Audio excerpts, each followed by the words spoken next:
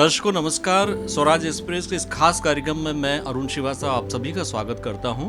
और ये बहुत ही बड़े सौभाग्य का विषय है कि आज हमारे बीच राजधानी भोपाल में हमारे हिंदुस्तान की पुरकशिश आवाज़ मोहम्मद रफ़ी साहब की एक निशानी, उनकी धरोहर हमारे बीच यहाँ मौजूद हैं। तो उनके माध्यम से हम रफ़ी साहब से जुड़ना चाहते हैं और ऐसी बातें वो उनके बचपन से लेकर उनकी जो यादें हैं आज हम उनको ताज़ा करना चाहते हैं, क्योंकि नई पीढ़ी को ये जानना बहुत ज़रूरी है कि आखिरकार रफ़ी साहब जैसी शख्सियत जो हिंदुस्तान के एक बहुत लंबे समय तक उन्होंने राज किया, एक छत्र राज किया फिल्म इंडस्ट्री पर, कई लोगों की ज़िंदगी उन्होंने बनाई, ऐसी शख्सियत के बारे में जानना चाहते हैं और बहुत कुछ जुड़ना हमारे बीच हैं शाहिद रफ़ी साहब, जो कि बहुत ही बड़ा जाना पहचाना नाम है, भोपाल के लिए तो बहुत बड़ा नाम है। बहुत बहुत स्वागत है आपका इस खास मुलाकात। जी जी, बहुत बहुत शुक्रिया। ये गाना मैं सुनाता हूँ, बहुत अच्छा है। दिल का सोना सांस तराना ढूंढेगा, दिल का सोना सांस तराना ढूंढेगा, तीर निगाहें नाज निशाना ढूंढेगा, मुझको मेरे बाद जमाना ढूंढेगा, दिल का सोना सांस तराना ढूंढेगा। और ये सही है कि मतलब आज उनको ढूंढ रहा है, पूरा जमाना ढूंढ रहा है उनको। बिल्कुल ढूंढ रहा है। मैं ये कहूँगा कि इंसान बदल गया, जहन जो है, उनकी सोच जो है वो बदल गई है। तो इसी वजह से अपना जो तालीम जो अपना लोगों को आजकल मिल रही है वो कुछ अलग ही लेवल पे जा रही है। अब्बा जैसे मतलब मेरे वाले जैसा अभी तक कोई नहीं आया। हम ये जानना चाहेंगे आपका बचपन रहा होगा जब वो संगीत में बहुत ज़्यादा रचे बसे हुए थे, तो वो तो आखिरी सांस तक उन्होंने गाना गाया है। तो उस समय आप कैसे उनको देखते थे और क्या वो कितना समय आपको दे पाते थे और आपसे क्या कहते थे, उनकी क्या बात रहती, संदेश क्या रहता था आपके लिए? देखिए, सबसे पहली बात तो ये बता देता हूँ कि अपना रफ़ी साहब बहुत सरल इंसान थे जी। मतलब वेरी डाउन टू अर्थ, सब मतलब इतने सॉफ्ट स्पोकन, दयालु, दयावान जैसे कि हैं। वो हमेशा अपना काम के बाद अपने घर, वो सोशलाइजिंग कभी नहीं करते थे। वो अपनी फैमिली को जितना ज़्यादा वक्त दे सकते थे देते थे। ये नहीं बोलते थे कि मैं अपने दोस्त के यहाँ जा रहा हूँ या तो मैं दोस्त के यहाँ बैठा हूँ, कभी नहीं। काम खत्म होता है सीधा घर पे आते, क्योंकि उनको बच्चों से बहुत प्यार था। और अपना जाहिर सी बात है, अपना बच्चे भी सोचते हैं कि अपना बाप मेरा कब घर आएगा, कब हम बैठेंगे उनके साथ, तो वो वक्त देते थे। अपना काम अगर ज़्यादा रहता था तो उनकी मजबूरी थी, वरना बेशक अब्बा हमेशा हम लोगों को टाइम देते थे और हम लोग को घुमाने भी ले जाते थे। ऐसा नहीं कि मतलब नहीं, जहाँ उनका फ्री टाइम रहता था वो घुमाने ले जाते थे हम लोग को। तो ज़्यादा कर स्पेंड करते थे वो टाइम अपने काम पे और परिवार में। अच्छा, उनके रियाज के बारे में बताइए कि किस तरह से आपने देखा होगा, वो कैसे रियाज करते थे? हारमोनियम पे करते थे, तानपुरे पे करते थे, या सुरों को कैसे साधते थे, क्या करते? वो दोनों इस्तेमाल करते थे, कभी अपना हारमोनियम पे करते थे, कभी तानपुरे पे करते थे। तो वो अपना ऐसा कुछ नहीं था कि मतलब अपना सिर्फ एक ही इंस्ट्रूमेंट पे, वो तबला भी बजाते थे। जी। तो कहने का मतलब है कि उनका जैसा मूड रहा, रियाज करते थे तो अपने हिसाब से करते थे। क्या चलो आज मैं अपना तानपुरे पे करूँगा, सिर्फ आवाज़ लगानी है तो तानपुरे पे करूँगा, सरगम कुछ करना है तो तानपुरे पे कर सकते, तानपुरे पे भी कर सकते, लेकिन वो कभी अपना हारमोनियम ले लेते थे।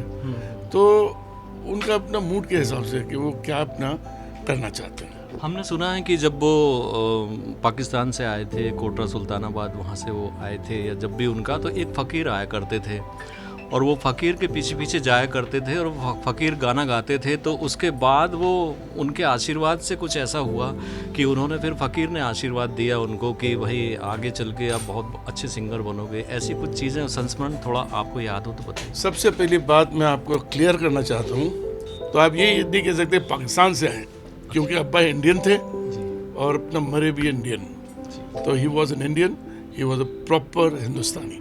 अच्छा, यहाँ मैं थोड़ा टोकना चाहूँगा कि जिस तरह से खंडवा में किशोर साहब की जो जन्मस्थली है उसको डेवलप करने का प्लान चला, जो भी हुआ, ऐसे उनका जो जन्म स्थान है वहाँ पर कुछ अभी क्या स्थिति है या कुछ करने का इरादा है क्या? देखिए, कर रहे हैं लोग, वहाँ के लोग कर रहे हैं। अभी आप अगर जाएंगे तो जो घर था अमृतसर में, जो वो तो अपना पूरे ख़ानदान ने, हमारे दादा ने बेच के फिर निकले थे वो। जी जी, अच्छा। हाँ, उसी वक्त। लेकिन वहाँ पे जो स्कूल है आज भी मौजूद है और एक रूम है जिसमें अब्बा पढ़ते थे, जो स्कूल में चौथी क्लास में जब पढ़ते थे, तो वो पूरे रूम को अपना सजा के रखे उन लोगों ने, अब्बा की तस्वीरें लगाए और काफ़ी मतलब उसको सजा के रखे हुए। अब्बा का पुतला है वहाँ पे, रफ़ी साहब को अपना स्टैचू बना के रखे हैं वहाँ पे। और अब ये आगे चल के अपना आस्ते आस्ते उसको ऐसा डेवलप करेंगे कि, और हर साल वहाँ पे आप देखिए कुछ ना कुछ फंक्शन होता ही है रफ़ी साहब के ऊपर। ये चीज़ें हो रही है, ऐसा नहीं कि नहीं है, टाइम लगता है हर चीज़ों के, अपना गवर्नमेंट भी है, अपना सब कुछ है, तो उस हिसाब से हम लोग को रुकना पड़ता है कि जब अपना कुछ आगे बढ़ेगी बात तो हम लोग आगे बढ़ेंगे। अच्छा, उनका संस्मरण इंडस्ट्री से जुड़ा हुआ थोड़ा सा, मतलब आपके घर माने उनके घर माने वो आया करते थे सारे आर्टिस्ट, या मतलब कैसे डीलिंग होती थी म्यूजिक की? म्यूजिक डायरेक्टर आते थे या राइटर्स आते थे, कैसे बैठक होती थी? आर्टिस्ट की जब बात आती है, आर्टिस्ट की ज़रूरत नहीं होती है म्यूज़िक के अंदर। जी जी। मेरा कहने का मतलब ये है कि जब अपने रिहर्सल्स होते हैं, ये सब कुछ होता है, तो म्यूज़िक डायरेक्टर आते थे या तो कब घर पे आते थे, अपना जाहिर सी बात है म्यूज़िक रूम रहता था उस वक्त, तो म्यूज़िक रूम में अपना रिहर्सल करते थे। और अपना अगर अपना ऐसा होता था कि अपना अब्बा कहीं बाहर हैं रिकॉर्डिंग पे है, तो बोले कि रिहर्सल पे आना, तो बोले मेरे घर के बदले में उनके यहाँ चले जाता हूँ। अच्छा, तो उधर भी चले जाते थे, उनके घर पे या उनकी म्यूज़िक रूम में चले जाते थे, रिहर्सल करते थे और फिर अपना घर पे आते थे। ऐसा था वो, ऐसा कुछ नहीं। हाँ, कुछ एक्टर्स और अपना ये थे कि मतलब वो रिकॉर्डिंग स्टूडियो जाते ज़रूर थे, उनका गाना होता था तो जाते थे ज़रूर सुनने के लिए कि गाना कैसे हो रहा है, उस हिसाब से फिर वो अपना मूड बनाते थे और ये सब। तो हाँ, कुछ अपना घर में अपना एक्टर्स आते थे फंक्शन के टाइम पे, मतलब जैसे ईद हो या कुछ ऐसा होता तो आते थे अपने मिलने के लिए कि अपना रफ़ी साहब हैं ये सब, तो इसके लिए। अदरवाइज ऐसा कुछ नहीं है। अच्छा, और थोड़ा सा जानना चाहेंगे कि सुनने में आया कि उन्होंने बच्चन साहब के साथ फॉरेन टूर किए थे, स्टेज पर भी वो उन्होंने परफॉर्म की थी, तो उस बारे में कुछ बता पाएंगे? बता सकता हूँ, क्योंकि ये सब गलत अफवाहें हैं। अमिताभ जी के साथ कभी नहीं गए अब्बा, कभी नहीं गए? कभी नहीं, कभी फॉरेन टूर क्या अपना कोई सा भी टूर नहीं किए। जी जी। उन्होंने ज़रूर एक अपना प्रोग्राम किए थे सिलीगुड़ी में। सिलीगुड़ी में, हाँ, यहाँ पे उन्होंने प्रोग्राम किए थे जहाँ पे जब अमित जी भी बहुत नए नए थे वो थे और अपना काफ़ी कुछ एक्टर्स थे, तो वहाँ पे अब्बा ने अपना परफॉर्म किए थे। फॉरेन नहीं गए उनके? नहीं, फॉरेन कहीं नहीं गए। अच्छा, ये भी गलत जान। जी जी जी, जी जी। फॉरेन कभी नहीं गए। अच्छा, अब आप चूँकि कल आपका बहुत बड़ा परफॉर्मेंस है और आप उनके गानों को करेंगे, अब आप अपने पसंद का कोई एक गीत हमें दर्शकों को सुनाइए जो कि बहुत दिल के करीब हो आपको और इस माहौल में आपको याद आता हो उनकी स्मृति को लेकर। भाई देखिए, एक बात मैं बताऊँ आपको, ये जो सवाल आप पूछते कि आपके करीब कौन सा गाना है, तो मेरे करीब तो सब गाने हैं। मैं ये नहीं बता सकता हूँ ये गाना अच्छा या ये गाना अच्छा, सब गाने अब मेरे वालिद साहब के मुझे सब गाने अच्छे लगते हैं। I like all his songs, I love all his songs. वो दिल लगन और वो मेहनत से वो सोचते थे, समझते थे, गाने का सिचुएशन देखते थे, किसके पर पिक्चराइजेशन हो रहा है वो सुनते थे, फिर उसके बाद वो अपना मूड बना के फिर वो गाते थे। मतलब ये कि अपना उनके दिमाग से नहीं, वो अपने दिल से गाते थे। ऐसा भी सुनने में आया था कि जो सिंगर्स को रॉयल्टी देने का मामला चला था, उस अभियान में मतलब रफ़ी साहब ने मना कर दिया था, मुझे रॉयल्टी नहीं चाहिए, मुझे जो मेहनताना मिल गया वो पर्याप्त है मेरे लिए, जो भी रुपया उस समय मिलता था। इस बात को लेकर फिर लता जी के साथ 1 साल तक उन्होंने कोई गाना नहीं गाया, इसमें क्या सच्चाई है? 5 साल नहीं गाया। हाँ, ये बताइए थोड़ा वाकया। देखिए, वो अपनी जगह सही होंगी, अब्बा हमारी उनकी जगह सही है। मतलब उनका ये था सोच के, मतलब मुझे अपने पैसे मिल जाते थे जहाँ से मिलना, ख़त्म, मुझे और पैसे की ज़रूरत नहीं है। तो जी हाँ, 4-5 साल उन्होंने नहीं गाए थे। 62 से या 63 ऐसा कुछ था, तब से नहीं गाए थे। 67 में गाए थे उन्होंने। तो कहने का मतलब ये है कि अपनी अपनी सोच होती है। वो उनका जरिया था कि मतलब मुझे रॉयल्टी चाहिए, अब्बा का साथ नहीं था। अब्बा का एक कहना था, वो हम लोग को भी यही बोलते थे मतलब अपने आप को ऐसा बनाओ कि मतलब पैसा तुम्हारे पीछे भागे, तुम पैसों के पीछे मत भागो। तुम पैसों के पीछे भागोगे तो कोई फायदा नहीं, कोई इज्जत नहीं करेगा तुम्हारी। फिल्मी गानों के अलावा उन्होंने हर मूड के गाने गाए, रोमांटिक हों, दर्द भरे हों, और बहुत सारे कितने वैरायटी, सूफियाना हों, बहुत सारे गाने उन्होंने गाए। भजन भी बहुत एक से बढ़ के उन्होंने गाए। और एक गाना हमने सुना उनका, बाबुल की दुआएं लेती जा। तो क्या ये सच है कि उनके गले से खून आ गया था और ऐसा कुछ, मतलब क्या कहानी, मिथक क्या है इसका? ये सब गलत बात है। और बाबुल की दुआएं पे तो आ ही नहीं सकता, तो क्योंकि कोई ऊंची गाना नहीं था वो। ऐसा हुआ था कि मतलब एक आध हफ्ते पहले जी हमारी सबसे बड़ी बहन बाजी की अपना शादी हो गई थी और विदाई हो रही थी। तो अब्बा उदास थे उस टाइम पे, लेकिन रोए नहीं थे। अच्छा। और रवि साहब की म्यूजिक थी, अपना नील कमल का गाना था, बाबुल की दुआएं लेती जा, जा तुझको सुखी संसार मिले। तो पहले तो रिहर्सल करते गए, तो बोले चलो टेक करते हैं। जब टेक करने का टाइम आया, टेक किए, तो पता नहीं अब्बा का क्या दिमाग हुआ क्या नहीं, तो आखिरी अंतरे में देखिए हिचकी आती है ना, आती। वो रो दिए थे और हकीकत में रोए थे वो, समझे। तो फिर अपने उसके बाद जब अपने रिकॉर्डिंग खत्म हुई तो अब्बा अपने गलत हो गया ऐसा बोले, गलत हो गया, वापस से करो। रवि साहब ने कहा, म्यूजिक डायरेक्टर बोले कि रफ़ी साहब यही चाहिए मुझे, ये असलियत आपके मुंह से और आपकी अपना आवाज़ से निकली है, यही चाहिए पिक्चर के अंदर भी। कि बाप रोता है तो आप भी रो दिए थे। हम ये जानना चाहेंगे, कई ऐसी फिल्में थी जिनके पास जो प्रोड्यूसर थे उनके पास पैसे नहीं थे रफ़ी साहब को देने के लिए। कई वाक़े ऐसे हैं, जैसे दोस्ती फिल्म आई, सारे गीत रफ़ी साहब ने लाजवाब गाए और एक से बढ़कर एक सुपरहिट हुए उन गीतों में। उन्होंने उनका मेहनताना नहीं लिया। कई फिल्में ऐसी हैं, कुछ बता पाएंगे कि उन्होंने इतनी दया धर्म उनने निभाई लोगों के साथ कि वो लोग आज भी याद करते हैं। वो किसी का दुख बर्दाश्त नहीं कर सकते थे, वो भले कैसे भी हों, लेकिन वो किसी और मतलब कोई रिश्ते में नहीं, लेकिन वो उसका दुख बर्दाश्त नहीं कर सकते थे, वो उसको मदद इतने रहम दिल थे। अच्छा, उन्होंने अनवर साहब को कहा था कि, मतलब ऐसा लोग कहते हैं कि वो बेटे की तरह उन्होंने सम्मान दिया उनको। अनवर साहब को भी आगे बढ़ाने की बहुत कोशिश की उन्होंने।